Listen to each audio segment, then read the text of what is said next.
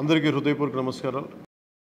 వన మహోత్సవ కార్యక్రమాన్ని అందరూ సామాజిక బాధ్యతగా తీసుకోవాలని మనస్ఫూర్తిగా అభ్యర్థిస్తున్నాను. పర్యావరణ సమతుల్యత కోసం పచ్చదనాన్ని పెంచాలి అనేది ఎన్డీఏ కూటమి ప్రభుత్వ లక్ష్యం. 29% ఉన్న పచ్చదనం 50% తీసుకెళ్లాలి లక్ష్యంగా పనిచేస్తున్నాం.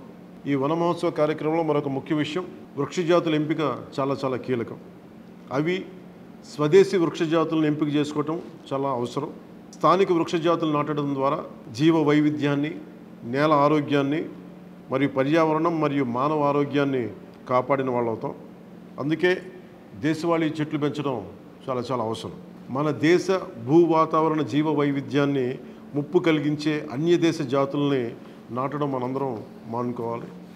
చూడటానికి మొక్క ఆకర్షణీయంగా ఉంది, మొక్క నాటితే ఏపుగా పెరిగిపోతుంది, నిర్వహణ ఖర్చులు అని చెప్పి ఎవెన్యూ ప్లాంటేషన్ పేరు మీద గత దశాబ్ద కాలంలో అన్య దేశ వృక్ష జాతులైన కోనాకార్పస్, ఏడాకుల పాల, మడగాస్కర్ ఆల్మండ్, ఆస్ట్రేలియా తుమ్మ లాంటి వృక్ష జాతుల్ని విరివిగా నాటేశాం. వీటి మూలంగా పర్యావరణానికి ప్రయోజనం కంటే కూడా ఆరోగ్యం మీద, భూగర్భ జల సంపద మీద చాలా తీవ్ర ప్రభావం చూపుతూ ఉంది. అందరూ ఆ ప్రాంత జీవ వైవిధ్యాన్ని పెంపొందించే స్వదేశీ జాతులను మాత్రమే నాటాలి అనేది ఏ దేశపు వృక్ష శాస్త్రజ్ఞుల్ని అడిగినా చెప్పే మాట ఇది.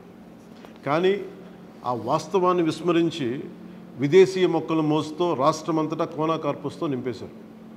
కోనాకార్పస్ అసలు మొదట పరిచయం చేసిన అరబ్ దేశాలే దాన్ని నిషేధించినాయి. ఎందుకంటే దాని దుష్ప్రభావాలను గుర్తించిన వెంటనే నిషేధించారు, తీసేశారు. మన దేశంలో తెలంగాణ, గుజరాత్, కర్ణాటక, అస్సాం ప్రభుత్వాలు కూడా వీటిని నిషేధించినాయి.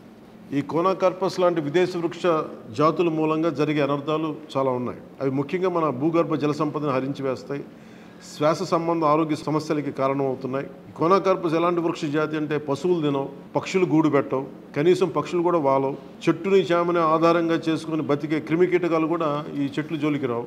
పక్షులే దూరంగా ఉండే ఈ మొక్కల్ని మనం మోజులో పడి ఎందుకు వేయాలి అనేది కీలకమైన ప్రశ్న.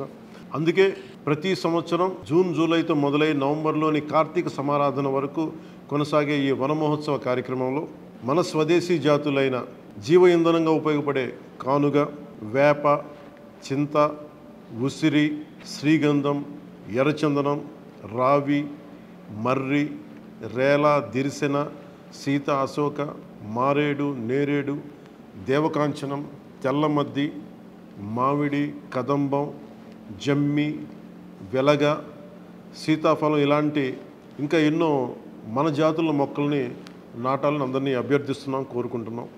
29% ఉన్న మన పచ్చదనాన్ని 50% తీసుకెళ్లే లక్ష్యంగా చంద్రబాబు నాయుడు గారి నాయకత్వంలో కూటమి ప్రభుత్వం పనిచేస్తుంది. అందరం కలిసి పచ్చదనాన్ని పెంచుకుందాం, పర్యావరణాన్ని కాపాడుకుందామని తెలియజేసుకుంటూ జై హింద్.